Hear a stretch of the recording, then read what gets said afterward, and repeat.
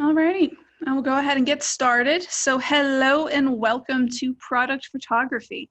My name is Hannah and I'm an instructor at PAR Library, and I will be assisted by my chat facilitator, Caitlin. Please say hi, Caitlin. Hi, everyone. Awesome. So let's cover some ground rules before we get started. Your mics have been muted on purpose. If you have a program-related question you would like to ask, please do so in chat, which can be accessed at the bottom of your Zoom screen. Your text will only be seen by panelists, so Caitlin and I, not all attendees. Any inappropriate behavior will result in your removal from this virtual program. We will try to answer the questions as we go along, but there will be time at the end for Q&A once the lesson is over. So today we'll be covering product photography and how to set up, shoot, and then edit those photos. This class is bordering between a beginning to intermediate level, so we will not be going into extreme detail about camera settings, technical aspects, or tools within Photoshop. If you find yourself lost, a recording will be sent out of this program, and recommended tutorials will be displayed at the end of class. We will be using Adobe Photoshop to edit photos, but there are some free alternatives such as Photopea if you do not have access to Photoshop. Currently, Haggard and Davis Library are offering computer reservations on a computer that contains Adobe Creative Cloud. This is by appointment only, so you can call up Haggard or Davis Library and set up an appointment so you can edit your photos for free at either of those locations. You do have to request the Adobe computer specifically in order to get it. I will have some exercise files posted in chat if you have Photoshop at home and wish to follow along. Let's go ahead and get started. Caitlin, do we have any preliminary questions in chat? Not at this time. All right, so let's get started. We're gonna start with this PowerPoint presentation and then we'll move into the editing portion with Photoshop.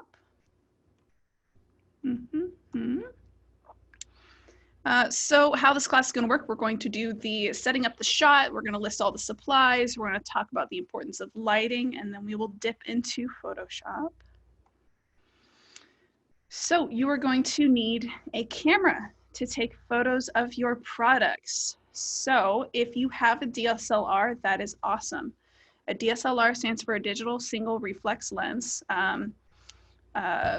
single lens reflex, sorry. But you can also take some photos with your smartphone. There will be some debate later, some more information on that. But for now, just get a camera to take some photos. You're going to need lighting.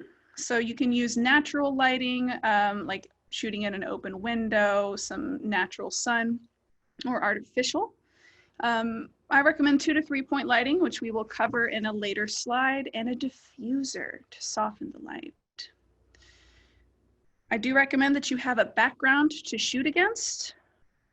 So like a white bed sheet, paper, or other interesting materials. Alrighty, so for a DSLR, the pro is you get a superior photo quality. You have a lot more pixels to work with, a lot more customization possible. But the downside is those cameras are expensive and they have some steep learning curves. I personally shoot with the DSLR and it took me quite a while to get the hang of it, and I still am learning new stuff every time that I use it. So, but one perk of having a smartphone is you always have it on you. You probably know how the camera works on it, so it's easy to use, it's readily available. The downside is smartphones do lack photo quality that the DSLRs have. But today we're going to be playing with both photos from smartphones and from DSLRs. So lighting. Lighting is one of the most important aspects of your product photography. You can't fix bad lighting in post. You can shoot with natural lighting. It's great because natural light is free. You don't have to buy anything. but I recommend you shoot near windows with diffused light and not in direct sunlight. If you shoot in direct sunlight, you're going to get some harsh glares and shadows on your products, on your pieces, that make it really hard to edit. So if you have a diffuser, that just means you can get a disc diffuser online. It's just basically a white sheet, kind of like material that softens the light. Or you can make one with, a shower curtain, a kind of, whitish translucent shower curtain. But if you can just find a window where it's not in direct light, where you're getting that indirect sunlight, that's a great way to get some natural light in your photos. You can also shoot with artificial lighting. You can buy a whole kit online. I recommend 2 to 3 point lighting. We'll cover that in then I think the next slide. But you can also try out various lamps in your home. So if you have a nightstand lamp or you have a reading light in your living room, kind of gather all of your lamps up and plug them in and turn them on and look at the bulb or the light that it is giving off. A lot of lamps give off yellow light, so it's a warmer light. Or sometimes if you, let's say, look in your kitchen and you look at the fluorescent light, that gives off a blue light. We can easily fix up the color temperature that these lamps give off, but I like to choose either shoot with yellow light or with blue light so I can fix it easily in post. You're going to want to have a background to shoot against. If you're selling photos or selling products online, you want to have some good background photos. This is an example of a home setup. I just set up a cardboard box, a couple of lamps. I have a top mount little light box that I just have handy. It's battery powered. And I just taped up a white sheet against my wall. And it's very important whenever you're setting up the background that the sheet or the paper doesn't have a fold or a crease in it where it meets the surface. So it goes from the wall down to the top part of the box. You want to make sure that there's no fold there because you want to have a seamless or as seamless as you can type of background. It makes editing a lot easier. I do recommend try using different materials to shoot against. So feel free to go out into your yard, and if you have some big rocks or bark, or if you have some cool fabric in your collection, you can try shooting against that because it makes the photo very interesting and can really make your products pop. Okay, this is an office setup that I did at Parr Library. I got some butcher paper and I found that I actually preferred the butcher paper over a white sheet because the white sheet was very wrinkled. You'll see this in the future photos, but the butcher paper, I was able to create a seamless background very easily. And we do have some studio lighting up here, so I was able to really get a quote unquote professional setup done. And I was pretty happy with the results. You can kind of see in this DSLR's screen that there looks to be almost no background flaws on that photo just because of that seamless butcher paper. And this is an example of using different backgrounds or props. So I had a watch, and if I wanted to sell this watch online, I played around some different backgrounds. So at first I just did the white background, and I was like, I don't know, that's nice, but it is missing a little something. And then I put it on the green background to the right, and I thought, ooh, that's nice. That green really complements the brown leather a lot. I felt like it. But then I felt like something was missing. I wanted to show the watch, closed and latched up. So I had a burlap sack material, rolled it up, put it on the green fabric. So I still got the green fabric, color complementary factor. And then the watch paired up with the rough burlap sack, really, I felt like complemented it very well. So definitely play with whatever you have in your home. You don't have to go out and buy a ton of supplies. You don't have to have a fancy setup. Just use what you have creatively.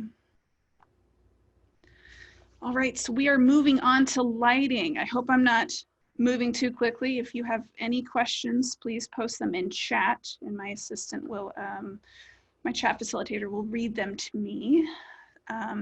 But lighting is one of the most important factors of your photos. There's 2-point lighting and 3-point lighting. I could talk about 1-point lighting, but that's more towards like headshot photography, and you want to be, you want your products to be lit very well in your photos. So 2-point lighting just means you have 2 sources of light. 3-point lighting, same thing, you have 3. I'll give you an example. So I had a mannequin, and this was my at-home setup taken with the smartphone. And 1-point lighting, you can see the stark contrast of there's one source of light and one big shadow. While that sometimes looks artsy and cool for product photography, I prefer to have more of a neutral lighting standpoint because I want my photos to accurately represent the product that I'm selling as best as I possibly can. So if you look at the photo to the right, 2 lights, and if you can look closely, there are 2 shadows. So that's how you can tell how many sources of light are typically in a photo, is if you can kind of count the shadows. But because I have 2 sources of light, it really softened that shadow up. So it made it a lot more neutral of a photo instead of kind of stark and contrasting. And then 3-point. 3-point is my favorite because I feel like it really emphasizes the product itself, and you don't get distracted by a bunch of shadows. So 1-point in this upper left photo, you can see the glare of the light on the left. You can see the really dark shadows on the right. It's very stark contrast. 2 points kind of clears that up a little bit. I was using my portable little light box, which you can kind of see in the reflection of the lens. But there are still some shadows to the right and behind it. So then I put a light above it, and it lessened it enough where I was like, all right, I could fix that in post. I did put a diffuser on the lower right light because I didn't like how glaring it was in that reflective surface of these binoculars. So it helped soften it a little bit and didn't make it as distracting. I will say taking photos of items with reflective surfaces is very difficult. So use a lot of diffused light for that.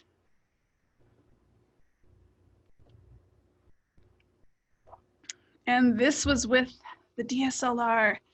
1-point was good, but there is the glare on the left, shadow on the right, and the front of the binoculars are pretty underexposed.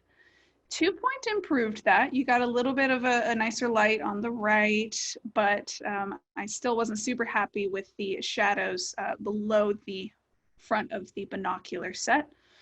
So then I brought a light source that was diffused to the very front, a little bit low, and I was able to kind of pull those shadows back up and show off the front metal part of the binocular set.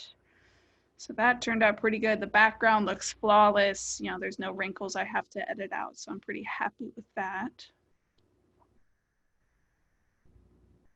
All right, we're gonna go ahead and dip into editing. Caitlin, do we have any questions before I get started on that? We do. How do we get diffused light with things available at home? So I personally used a sheet of printer paper that I had just on my desk. I will say, pay attention to what exactly you wrap it around, so don't have it have direct contact with the bulb. Pay attention to where if you smell anything a little bit burning, pay attention to your equipment. But I just used a sheet of printer paper and I put it over my box light, or I have a kind of a transparent shower curtain. So you can, you know, take that off the hooks, put it in front of the light source, and it softens it really, really well. Sometimes if you have a really thin sheet, that can work, but sometimes it does take away a little bit too much light. But anything really that you can just hold up to it. If you have, there are these really cool products that you can get that are like gel colored lighting of some sort. So if you can add some reds or some blues if you want to get artsy with it. But I prefer a much more neutral standpoint with my product photos. Any other questions? Did that answer that one? I believe we're good. All right. Okay, I'm going to exit out of this presentation. Okay. And Caitlin, have you posted the link to the sample photos yet? I have, but I will post it again. Perfect. Thank you. Awesome. You guys can download those photos. They're just ones that I took, with a smartphone, ones that I took with a DSLR. And if you have Photoshop at home, awesome, you can use it. Or you can, we will be sending out a recording of this class later, so you can just sit back and enjoy it and then make a computer reservation at Haggard or Davis. Come in and edit the photos there if you'd like. Okay, so let's see here. I'm gonna start with the cell phone photos, just because I know DSLRs quite expensive, have a huge learning curve. So I'm going to show you what we can do with smartphone photos. You can do quite a lot. So I'm going to go, let's see here. I think I put it on the desktop. Let's see here, phone photos. And let's start with the mannequin. So I went to File, Open. It's going to open up this mannequin photo. So I'm already pretty happy with this. I feel like I need to get rid of this huge shadow down here because that was the edge of the box. I used a little bit smaller of a box, but I'm pretty happy with the lighting. We're gonna focus on the crop tool first. So I'm gonna go over here. This area right here is your toolbar. This will be your bread and butter while you are in Photoshop. And this over here on the right will be your adjustments area. I'm going to kind of focus on these aspects as we are going along. If you find that you get, overwhelmed, you don't know what I'm focusing on, I will have classes, lynda.com class tutorial recommendations posted at the end of chat, focusing on Photoshop basics, so what is Photoshop, the basic tools involved. And then you can check back with this recording later. So don't feel like you have to get everything right exactly now. You can definitely come back to this recording later. So I'm going to go over here, and this little crop tool over here, I'm going to click it once. And I do want it to be a 5:7, but I don't want it to be in landscape mode. So there are these two little arrows up here. I'm just going to select that. And let's see, I need to drag it, click and drag it up. That seems to get rid of that shadowy area down there. And I'm gonna hit this little check mark. Awesome, that's looking good. I'm gonna hit Z on my keyboard, Z as in zombie, to zoom in. Very good. Let me show you how to get rid of these wrinkles down here, because there are a few wrinkles that maybe I would like to get rid of before I list this item online or add it to my portfolio. For clone stamping, that means we are editing the photo pixels themselves. So it is a permanent change. So if you find that you mess up, there isn't a way to go undo absolutely everything that you did. So I'm gonna have a fail-safe. I'm gonna make a copy of the background layer over here. Because if you notice, there's a little lock right there, and that's Photoshop saying, hey, think twice about editing this layer, just because it would be permanent.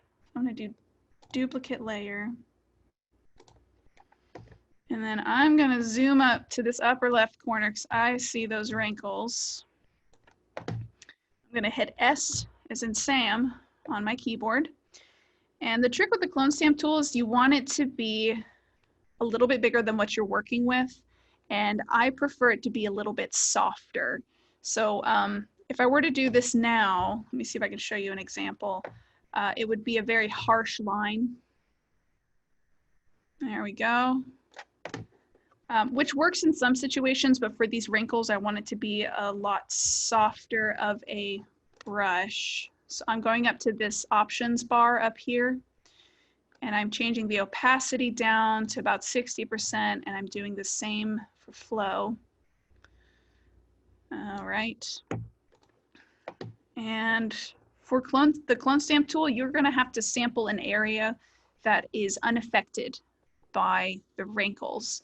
So I'm gonna choose down here first, below this wrinkle area. And if that doesn't work out, I'm gonna go to the right, because it looks like this area and this area match pretty well.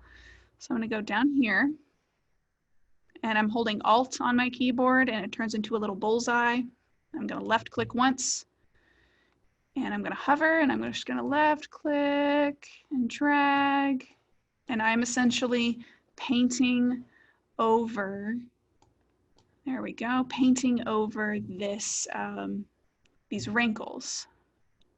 Alt, left click, click and drag. Yeah, I had a big wrinkle right there. All right.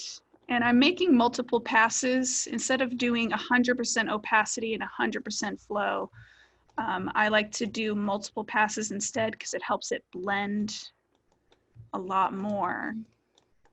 And if you notice, there is a little cross on my screen whenever I am left click and holding the mouse down. That is Photoshop telling me where it is sampling from, where is collecting that, essentially that paint from for this item. Let's see. There's a couple of wrinkles down here. Alt, left click. All right.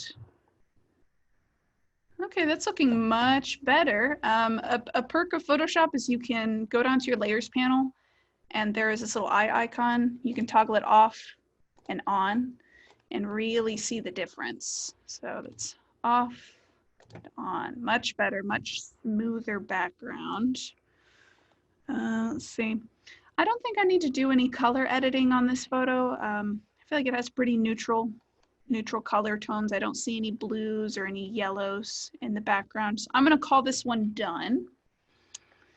And I'm gonna show you the binocular editing now. Please type in any questions you have in chat. I'm just gonna be chugging along.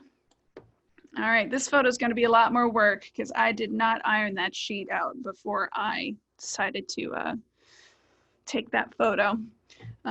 First things first, I'm gonna use the crop tool. This time I do want it in landscape mode, just because I didn't put the binoculars dead center. So I'm just gonna pull that over, hit that check mark.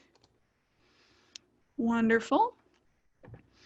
And I find that I want to increase the brightness of this sheet, because maybe I don't have to edit out all of the wrinkles if I increase the brightness just a little bit, but I don't want to apply the brightness to this binocular.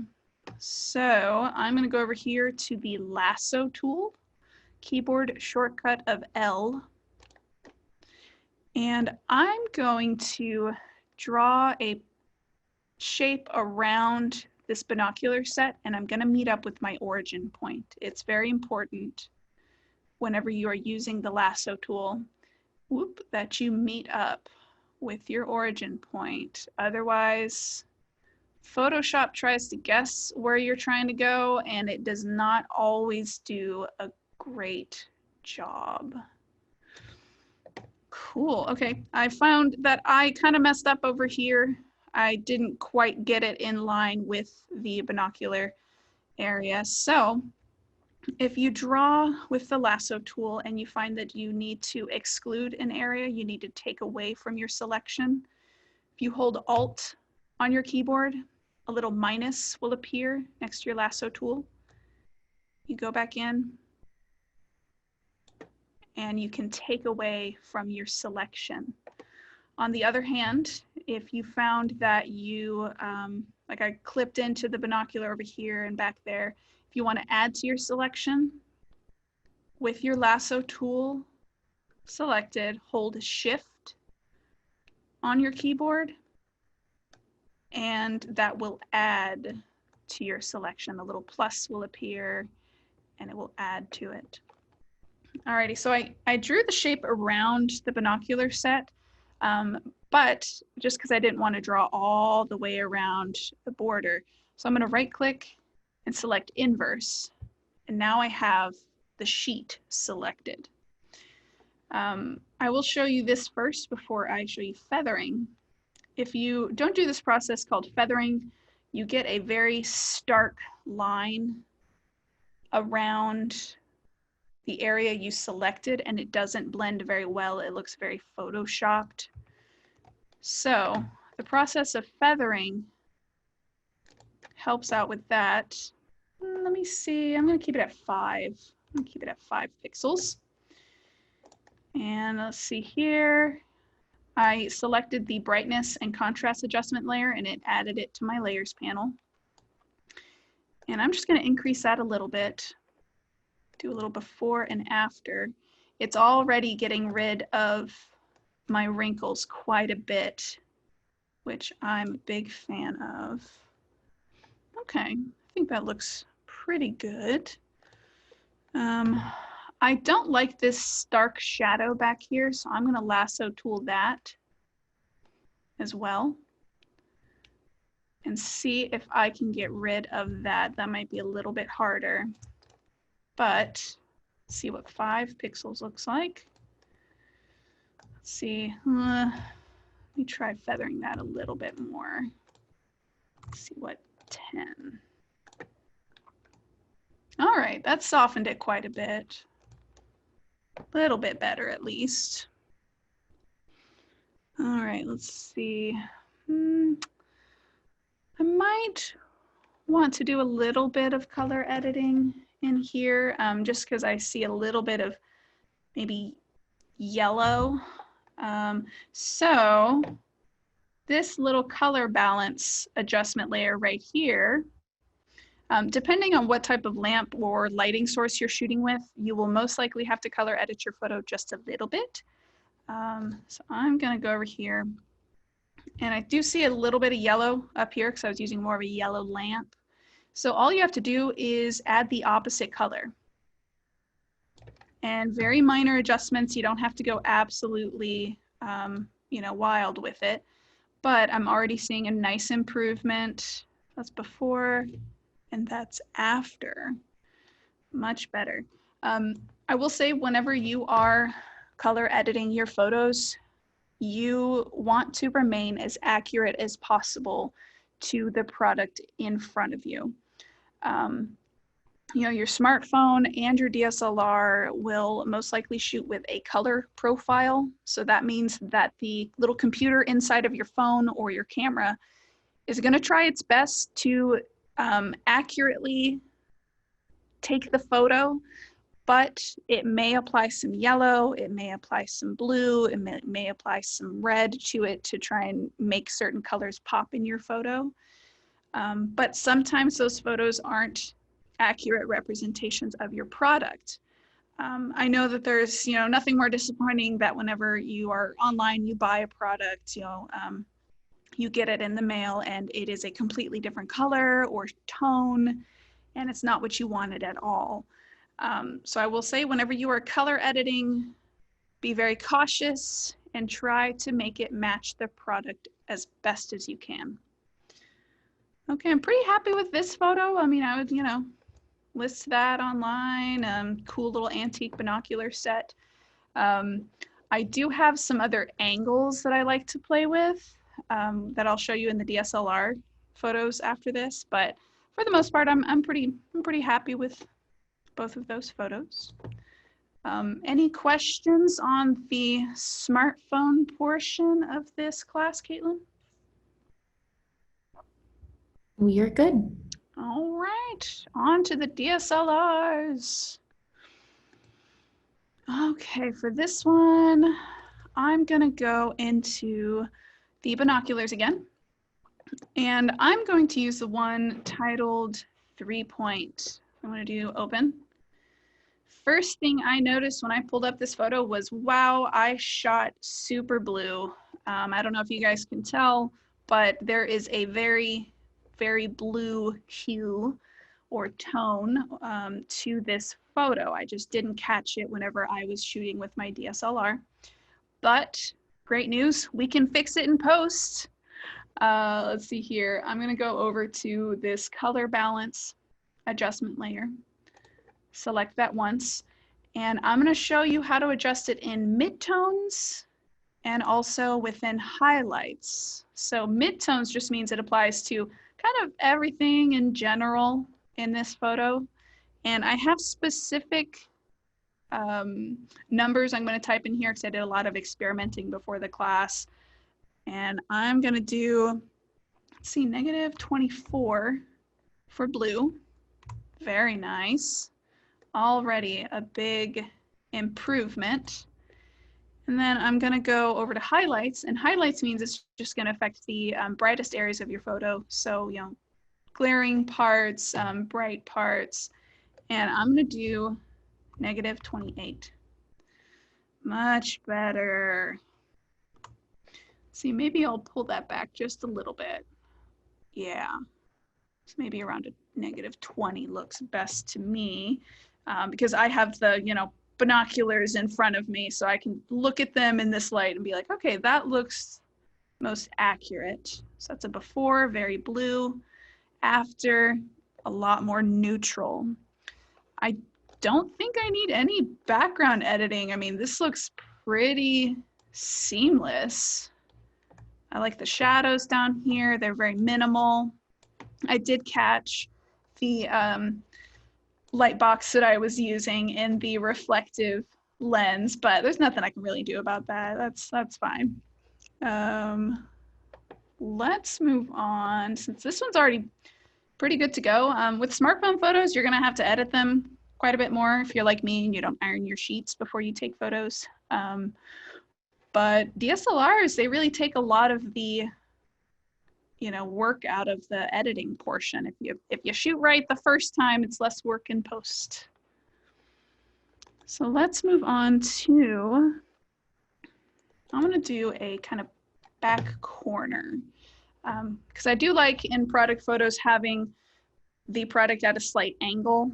So like, you know, I don't have it dead on. I have it at, you know, like a little bit of a corner angle, and then I switch it over to the back. And I really like to show different angles of my products. So once again, I just shot super, super blue. So same thing, color balance, -20, 24 on that one. And then highlights, we're gonna do, let's try -24 on that one as well. Much better. But I did realize I had some source of yellow over here. I can't remember what I had in that shot that metal picked up.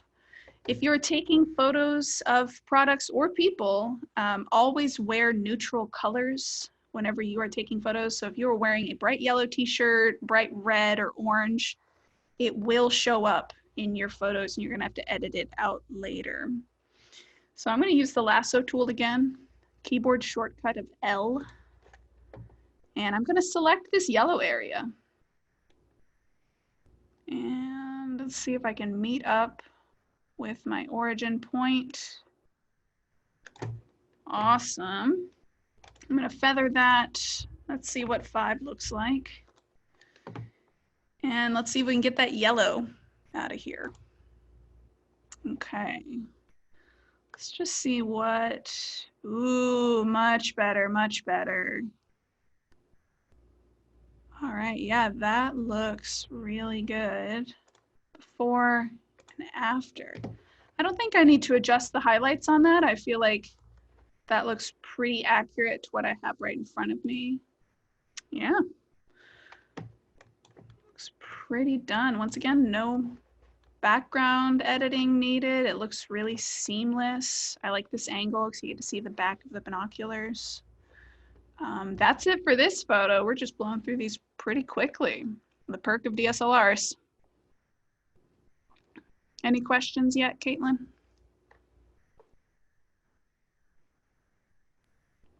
We're still doing good. Okay, cool beans. We're moving on to the watch next. So if you have jewelry at home that you would like to sell, or you know, you have an antique watch or something, let's explore. Let's see. I really liked, let me see if I can make this bigger. I wasn't a huge fan of the white background, even though it is an accurate representation of you know, my watch. I really enjoyed the green background a lot more, because I felt like it complemented that leather strap quite a bit. So let's see here. I'm gonna go with the tilted angle because I want to be a little bit cool, a little bit artsy with my product, but still accurate. For some reason on this photo, I shot really dark. I just don't know what happened. I was not paying attention to my lighting, but that is something we can definitely fix. And there are two options available for fixing this. So you can do brightness, that little sun icon. Show you that right here. Or you can do that with exposure. I'll show you that. The difference, they both kind of do the same thing, just in a slightly different way. The difference between exposure and brightness, both exposure and brightness settings act to brighten or darken the exposure of an image, but they do it in a slightly different manner. Exposure has a heavier bias to the highlight tones, so the brightest parts of your photo, the shiniest parts, while brightness has no bias and affects all tones equally. So it's up to you about which one, you know, you prefer to work with. I tend to work with just brightness and contrast. That's just what I've been working with for years. So definitely play around with both. Let's see. So I'm pretty happy with that. I might increase that just a little bit more. And whenever I increase the brightness, I saw that I shot super saturated. So that means the color profile on the DSLR that I was using shot with trying to use a lot of color. It was applying a lot of yellow. I can see a lot of yellow in here and green. So I want to take that out because while this looks great and the colors are popping and it's very interesting, it does not accurately represent the watch that I have in front of me. So I don't want someone who purchases this watch to be disappointed that the leather isn't as bright and colorful. So to take out some oversaturation, there is the hue and saturation adjustments layer icon. Select that. I'm just going to bump down that saturation. So while the photo doesn't look as bright and, you know, colorful, it is more accurate. So I'm gonna err on the side of accuracy for this one. See it before, after. I'm going to bump that down just a little bit. And I'm going to increase the brightness just a little bit. Yes, that looks much more accurate. And there is a little bit of yellow in here, so I'm going to take some of that out, add a little bit of blue. Much better. Yes, okay. Let's go to that fun burlap sack photo. I have two options. Let's go with this one. Yes, this is one of my favorite photos, man, because the focal point is right on this watch face and a little bit on the leather straps. You get to see the stitching on there. You get to see, you know, how good the stitching is. And then if you notice, it is naturally blurred on this burlap sack at the beginning. And at the upper right as well, it has a very natural blur in there. So all of the emphasis is on the watch itself and you don't get distracted by the background. I'm going to desaturate this one a little bit because it does look like there's a little bit too much color in there. And you know what? I'm not super happy with this fuzz up here. I feel like that is pretty distracting.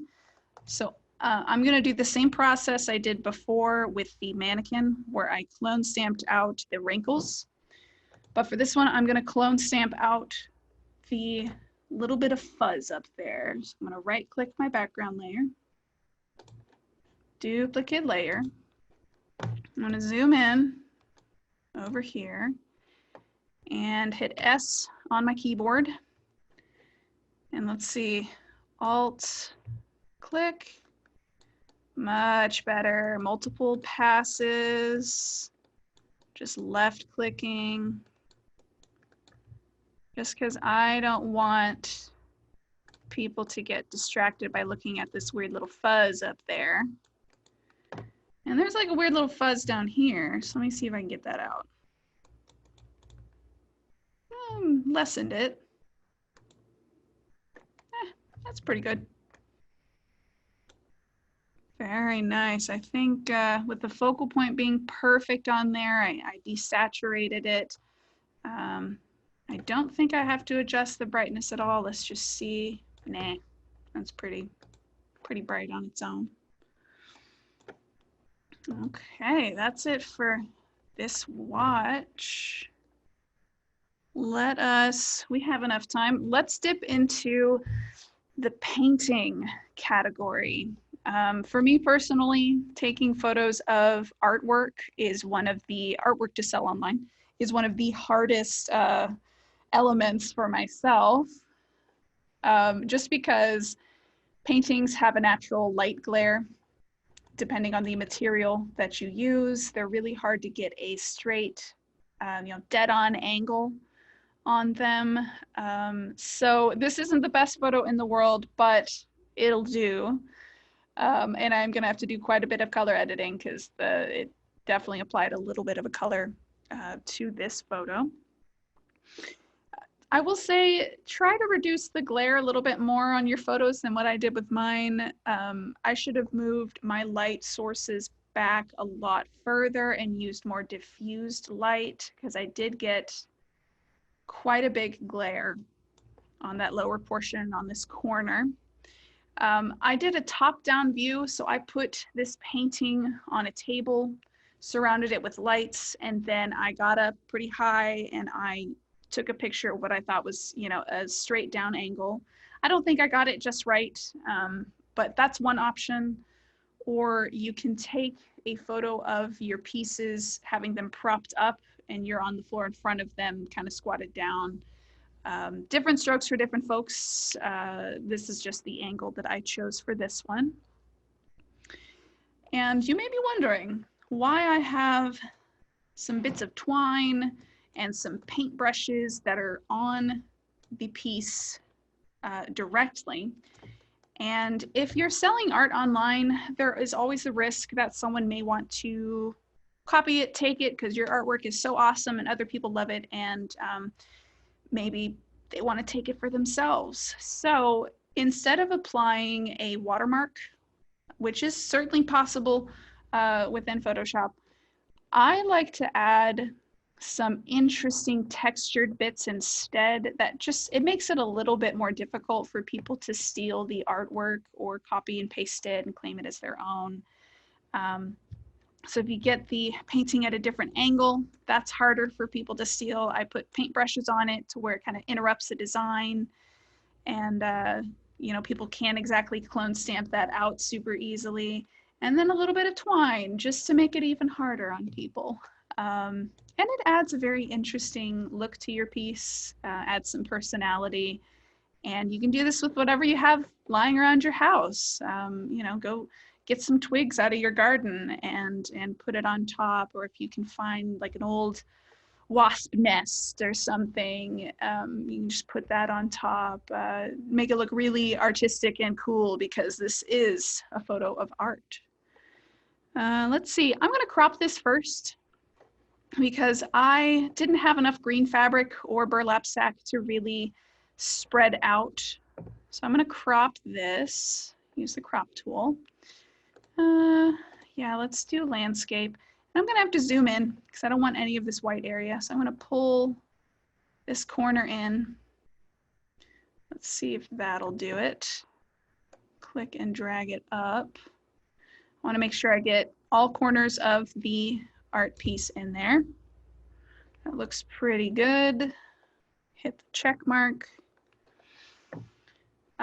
First thing is first, I'm going to increase the brightness because I did pull the lights back quite a bit, but it wasn't enough for that glare. So I shot a little bit darker. The blacks aren't quite as inky on here, so I'm going to increase that brightness. Let's see here. And that looks pretty good. Yeah, brings up that black paint on the photo. And then I'm going to do a little bit of color removal.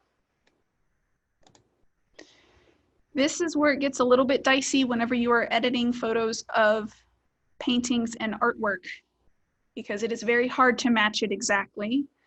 I'm going to eyeball it as best I can.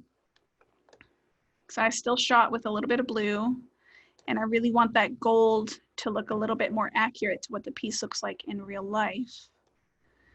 See here, add a little bit of yellow, or no, sorry, red, a little bit up there, a little bit more yellow. And I still am getting a lot of a glare down here in this lower right because that area was closest to the light source. So I'm going to use the lasso tool. I'm going to see if I can kind of take that out. We'll see how that looks. Feather. Ooh, let's do 10. Let's just pull that brightness down.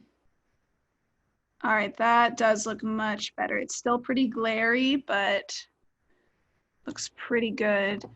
I still feel as though there is a little bit of blue up in here that is not in the painting itself. So I'm gonna pull that out. Feather, let's do 10. Let's add a little bit of yellow. Yes, much better. Okay. That is about as accurate as I can get with this painting. Definitely do better than I did and pay attention to your glares because I did not. But that looks pretty good. An alternative that you can have, an alternative photo that you can have for your painting pieces, you can do a close-up, and that makes it harder to steal, but still include an object of some sort in your photo. And you can really see the texture of the paint on this one. I would increase the brightness and increase the contrast just a little bit. And I'm going to take some of that blue out. If you're shooting in, you know, a yellow light, or if you're shooting at sunset, if you get some sunset lighting in there, you're going to have to move in the opposite direction and add blue.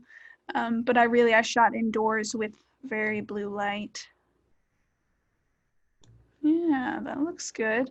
This is a little bit blown out up here, so I had it close to a light source. So I'm going to select that area, feather it by 15. I'm going to decrease that brightness just a little bit. Increase that contrast.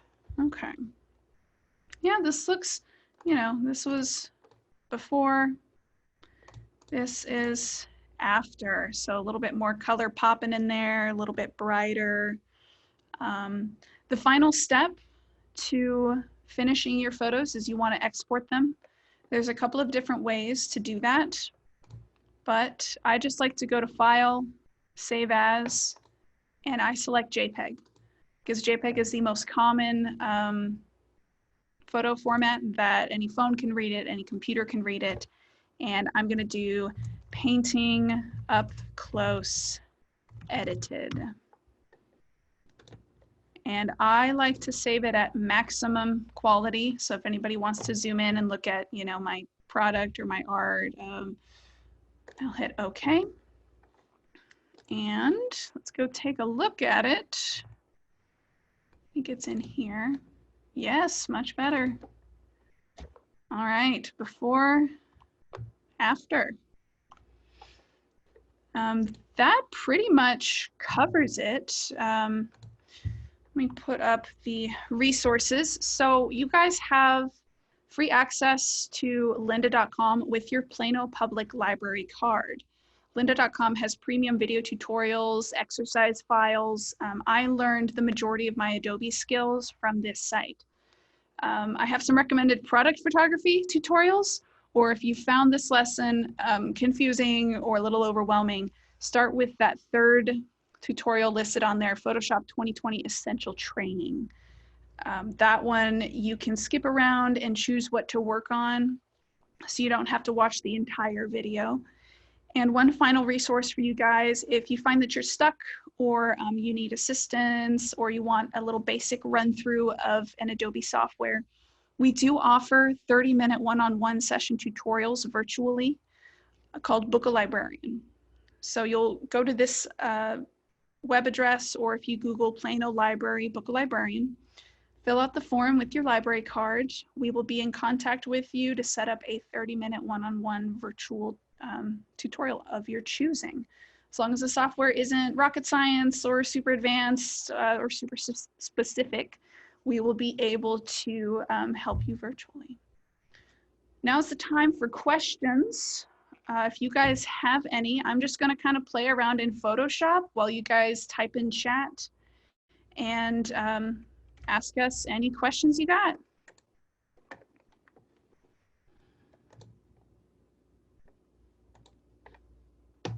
Let's see. I'm gonna go back to watch because I really liked this up close one. Very nice. You can see how in focus that watch face is. Let's see, for this one, take out the saturation. I'm going to take out a little bit of yellow in there. I'm going to add some blue. A little bit. Maybe a little less. There we go. Okay. And I'm going to apply a vignette. Let's see here.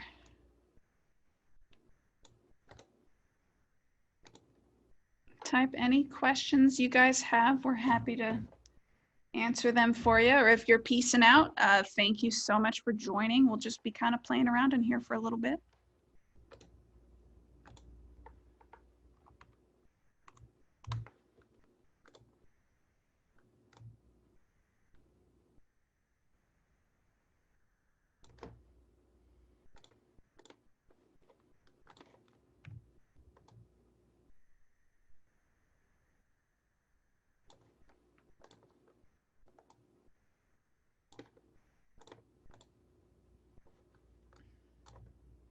The vignette that I applied adds a lot of focus onto this watch face, so I like that a lot. Takes away from the background.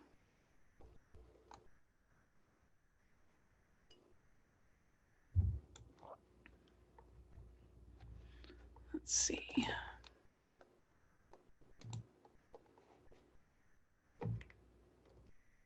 Oh, let's play with this one, the white background.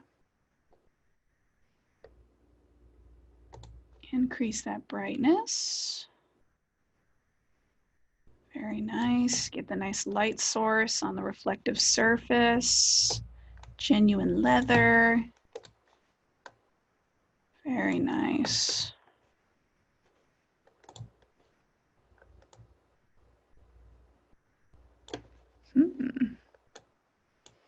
You get that natural kind of lens blur right there at the beginning, but then it all comes into focus on the watch itself.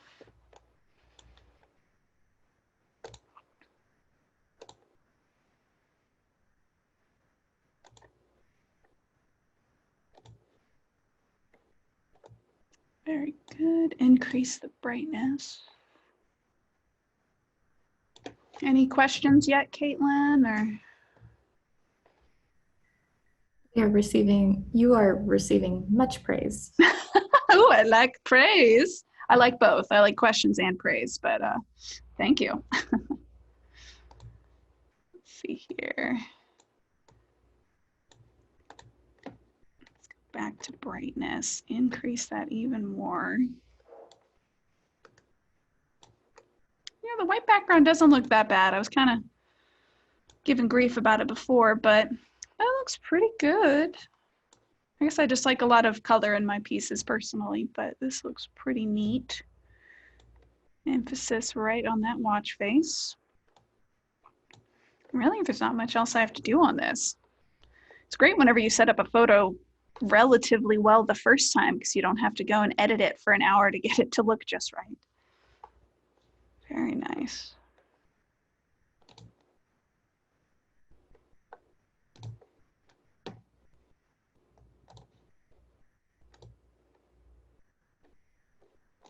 And this one, it looks like most of it is in focus, so that's good. You don't want to get too fancy with the lens blurs in there. You can see the stitching all the way up to the top, the condition of the watch face, a little bit of leather usage here.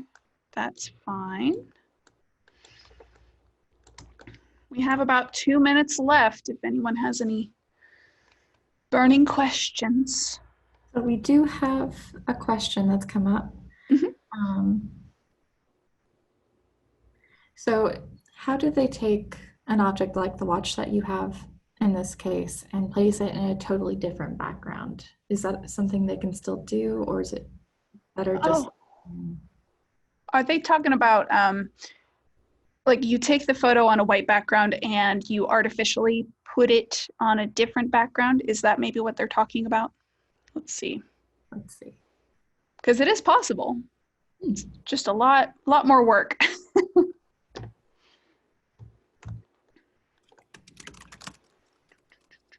I'll go ahead and start that process, and if they say any different, let me know. Let's see if I can do this. So I'm doing a very quick job of this. It is possible to take your product and place it in an artificial background, but it is quite a bit of work. You have to get that lasso tool just right, which I did not. But basically you draw around your object, you do Control C, and if I wanted to add it in here for some reason, Control V, Control T to change the size of it and the angle. And that's how you can put it in a different background photo, but it will look unnatural until you cut it just right. So I recommend just setting it up with that background the first time, just because it's a lot more work and can kind of mess with the overall quality of your photo. All right, the clock has struck 2. So thank you guys so much for joining us today. Please keep a lookout on our social media and on our homepage for more classes like this. A recording will be sent out later of this class, so feel free to just sit back, relax, and wait for that to come so you can start editing your photos. All right, thanks you guys.